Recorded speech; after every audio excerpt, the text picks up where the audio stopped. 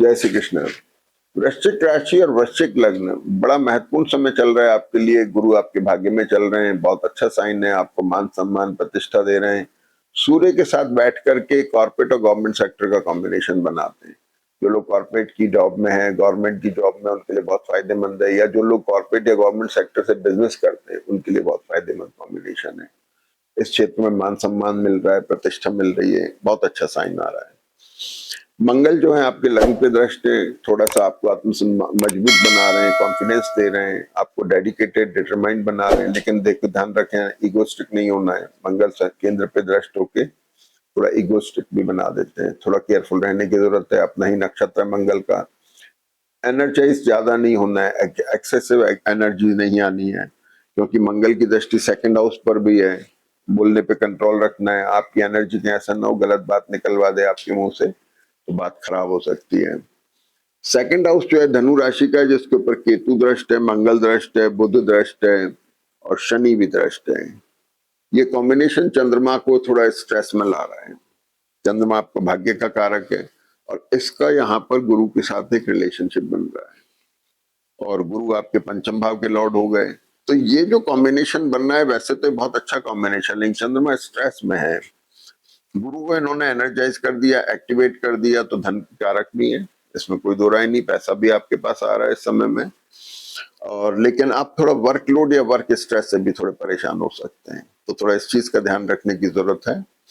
और मंगल बुध जो है बड़ा सीज्ड और चॉक्ड कॉम्बिनेशन है, शनि बुध का बड़ा सीजिंग और चॉक्ड कॉम्बिनेशन है। तो आपके मानसिक स्थिति जो है उसको थोड़ा सा नियंत्रण में रखें, बहुत इमोशनल एटीट्यूड नहीं होना चाहिए। चंद्र और बुध का ये जो कॉम्बिनेशन है, ये थोड़ा इंजरी और सर्जरी प्रोन है। मसल्स में स्ट्रेन आना, खिंचाव आ जाना, दर्द हो जाना, ये पोजीशन बन सकती है। ट्रैवल प्रोन भी है, ट्रैवल भी करा सकता है। तो ये एक बात हो गई। मैंने बताया बोलने पे थोड़ा ध्यान रखने की जरूरत है, विशेष नियंत्रण रखें, बाकी समय ठीक है। अब सबसे बड़ी चीज क्या, मंगल शनि बुध शुक्र जैसे ग्रह जो थोड़े पास हैं, इसकी वजह से जन्म पत्री में थोड़ा सा स्ट्रेस तो है, लेकिन नेक्स्ट वीक में जाकर के स्ट्रेस थोड़ा सा बेटर हो रहा है। मंगल और शनि जो है, ये आपको विदेश से संबंध में रहने वाले लोग, जो विदेश में रह करके काम करते हैं, उन लोगों के लिए बहुत अच्छा है। लॉयर्स के लिए बहुत अच्छा समय चल रहा है, लॉयर्स के लिए बहुत बढ़िया जन्म पत्री है इस समय। शुक्र जो है आपके राहु केतु के बीच में आ गए, इन्वेस्टमेंट्स करवा रहे हैं, इन्वेस्टमेंट हो रहे हैं, कुछ पैसे खर्च हो रहा है। ट्रैवल प्लॉन है तो मैंने बता ही दिया आपको। बाकी मैरिटल और बिजनेस रिलेशनशिप को थोड़ा स्ट्रेंथ दे रहे हैं, स्टेबल मोड में ला रहे हैं। सोच विचार जो चल रहा था थोड़ा स्टेबल मोड में आ रहा है। सूर्य गुरु के साथ में है, अच्छा है, लेकिन थोड़ा सा वीक है। प्लीजेंट है, अच्छा टाइम आ रहा है। अब देखिए, गुरु सूर्य का कॉम्बिनेशन आपका 30 तारीख तक साथ चल रहा है, फिर सूर्य का नवांश बदलेगा। तो गुरु सूर्य नवांश में जो चल रही थी युति अब दूर होगी। गुरु अस्त चल रहे हैं, आपके पंचम भाव के लॉर्ड हैं, स्वास्थ्य पे थोड़ा सा असर लाते हैं। थोड़ा पेट की तकलीफ का थोड़ा ध्यान रखने की जरूरत है। अब देखिए, सबसे पहले 27 तारीख को हम आ जाते हैं, चंद्रमा जो है गुरु के साथ एक कॉम्बिनेशन बना रहे हैं, और 28 तारीख को चंद्रमा धनु राशि में वर्गोत्तम में आ रहे हैं। 13/11 से 19/50 तक, और फिर इसके बाद मकर राशि में आ जाते हैं 19/50 से लेकर के रात को 2 बजे तक, 2/27 तक के वर्गोत्तम में। ये जो चंद्रमा की वर्गोत्तम पोजीशन है, ये अच्छी है, और इसके लिए ये चंद्रमा जब मकर में आते हैं तो भाग्य पे दृष्ट होते हैं, गुरु पर दृष्ट होते हैं, सूर्य पर दृष्ट होते हैं। प्रोफेशनल पार्ट पे, कामकाज को लेकर के अच्छे हैं, मजबूत हैं, भाग्य में वृद्धि कर रहे हैं।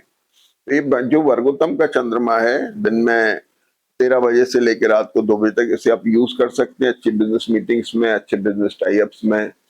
कुछ आपको इम्पोर्टेंट अगर कुछ शुरुआत करनी है किसी चीज की, उसके लिए बहुत अच्छा वक्त है।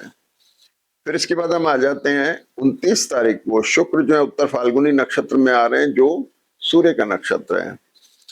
केतु के साथ में शुक्र आ रहे हैं, सूर्य का नक्षत्र हो गया, ये केतु का नक्षत्र हो गया। ये जो स्ट्रेस है, ये वर्कलोड को बढ़ा रहा है, कामकाज को बढ़ा रहा है, कामकाज की अधिकता दे रहा है, प्रेशर दे रहा है, यानी वर्कलोड आ रहा है। वर्क आ रहा है तो काम हो रहा है, तो ये एक अच्छा साइन है।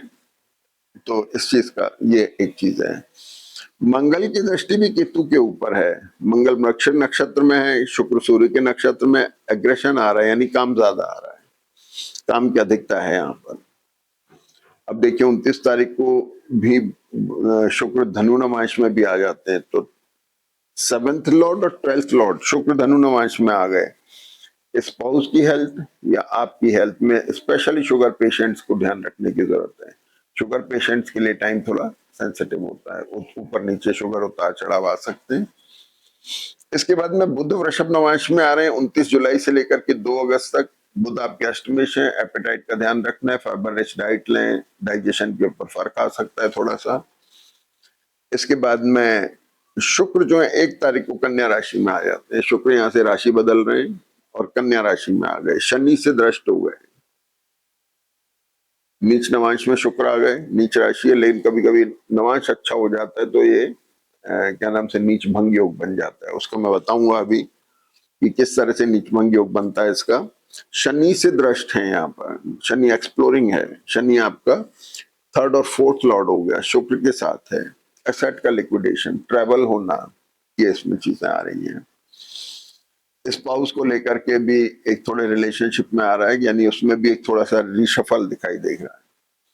इसके बाद में 1 तारीख को 31 तारीख को चंद्रमा कुंभ राशि में आ गए, राहु के साथ है, थोड़ा स्ट्रेसफुल कॉम्बिनेशन है। लेकिन 1 तारीख को 8-10 से लेके 14-30 तक चंद्रमा या वर्गोत्तम में है। देखिएगा यहाँ पर आपके केतु है, चंद्रमा है और राहु है। चंद्रमा यहाँ थोड़ा पीड़ित है, भाग्येश है, तो ये एक थोड़ा सा ध्यान रखने की बात है। और इस टाइम को भी आप यूज कर सकते हैं अच्छी किसी नई बिजनेस मीटिंग्स में, किसी शुरुआत के अंदर अच्छे आपके कुछ भी इंपॉर्टेंट काम करना हो उसके लिए अच्छा टाइम है।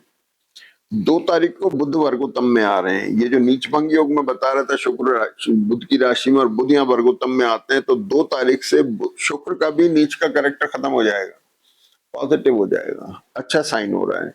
और बुध अष्टमेश वर्गोत्तम में आ रहे हैं तो एसेट क्रिएशन बता रहे हैं, ये एक अच्छा साइन है।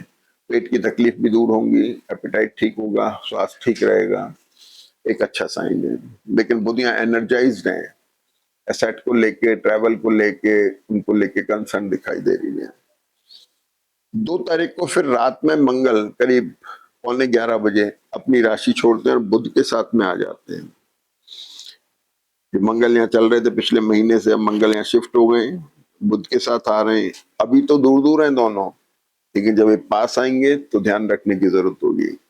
तो आप देखेंगे तो 6th लॉर्ड आपका अष्टमेश के साथ में आ गया। तो जिन लोगों की जन्मपत्री लिटिगेशन प्रॉन है, इनको विशेष ध्यान रखना है। कानूनी अड़चने आना, बिजनेस के अंदर, व्यापार में, नौकरी में थोड़े एलिगेशन लगना। लेकिन जो लोग वकील हैं, जो लोग इस पेशे के अंदर हैं, उनके लिए ठीक जाएगा, अच्छा जाएगा। और मंगल जो है यहाँ पे 2nd हाउस पर दृष्ट है, केतु से दृष्ट है, तो बोलने पे ध्यान रखने की जरूरत है। थोड़ा ब्लड प्रेशर का ध्यान रखें। अष्टम का मंगल एसिडिटी का कारक भी है, एसिडिटी का ध्यान रखें और बोलने पे खास नियंत्रण रखें, ब्लड प्रेशर का ध्यान रखें। जय श्री कृष्ण।